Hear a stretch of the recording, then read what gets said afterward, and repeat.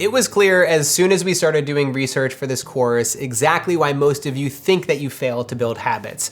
I actually asked you directly on social media, what's holding you back from making the change you want in your life? And with over 17,000 responses, 41% of you said that you struggled with procrastination. 24% said you lacked motivation, 20% said that you needed better accountability, and 15% listed another explanation. Maybe it was an excuse or even a legitimate reason why things didn't work out in the past. The important takeaway I got from this survey is that 65% of you said that you struggled with either motivation or procrastination, which are really two sides of the same coin.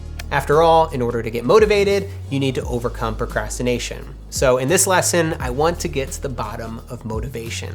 When is it helpful? When does it mislead us?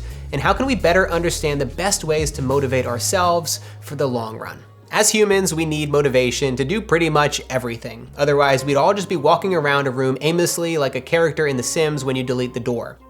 And when it comes to almost any change we need to make in life, we go in one of two directions: towards pleasure or away from pain.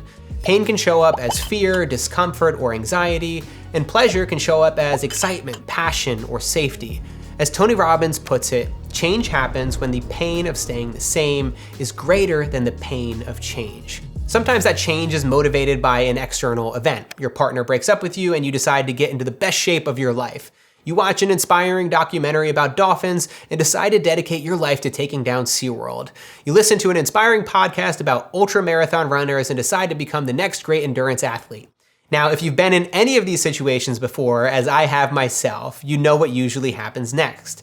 After a few weeks of sticking to your habit, you lose motivation. The reason this kind of motivation is often so short-lived is because of one big problem. When you took action, you didn't get clear on the why behind the change. It's not enough just to want to introduce a new habit because you think it might be kind of cool, or because you feel like you should, or because everyone else is doing it. The average person isn't going to stay committed to their fitness goals for the long run because they want to look good on an Instagram photo. So if your habit is to exercise daily, it's far better to get clear on the pain you're trying to avoid or the pleasure that you're working towards. For the pain, I want to avoid feeling like crap all day. I don't want to be tired when I get home from work and resentful of the people who need my time and energy. And pleasure, I want to feel more active and energized all day so I can be more present with my children. I want to live a long and healthy life so I can watch them grow old. By understanding these two opposing forces, we can get clear on our why and call on it during times when we'd rather stay in bed all day watching 90s sitcoms. One major misconception about motivation is that we're all motivated the same way. And that's why you see so many habit tracking systems that rely heavily on external rewards. We tend to assume that we're all driven by the same thing.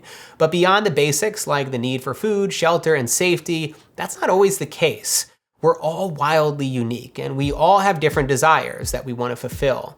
David McKellen's human motivation theory is a helpful model for uncovering some of those inner desires that drive our behavior. His theory suggests that we all have three core psychological needs. These areas are affiliation, the need to be liked, fit in, and belong; power, the need to lead and influence people; and achievement, the need to set and accomplish goals. Whether we like it or not, we all have these needs to some degree. But according to McKellen, we often have one dominant motivator, and that defines what ignites our motivation and keeps us going.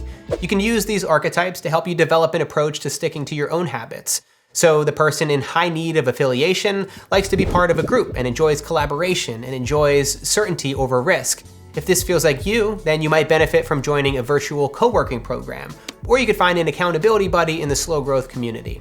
Meanwhile, the person in need of power likes to be a leader and enjoys winning, even if it's at the expense of fitting in or being liked. If you're someone who fits in naturally well in positions of power and leadership, you might want to start an accountability group of your own.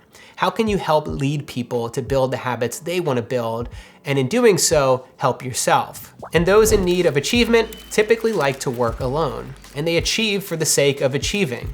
They really like to see the impact of their hard work come to fruition. If this resonates with you, then perhaps a habit tracker will give you much of the positive encouragement and motivation that you need to keep going. To help you figure out which of these three motivators you most identify with, we've created a quiz below this lesson to help you get clarity. And then once you're done with that quiz, open up your workbook to exercise 6 to dig deeper into your own motivations. Remember this, motivation is not a static resource, and it's not something that some people have and other people don't. We all have it, but it's going to ebb and flow depending upon your energy levels, your mood, your workload, and what's going on in your life. So don't get down on yourself if you're having a bad day or week or month. Beyond motivation, there are many other principles and tactics that we can rely on that we'll talk about in this course, from discipline to structure, building a strong environment, and so on. When you combine these together, you'll be able to put together a habit plan to weather any storm.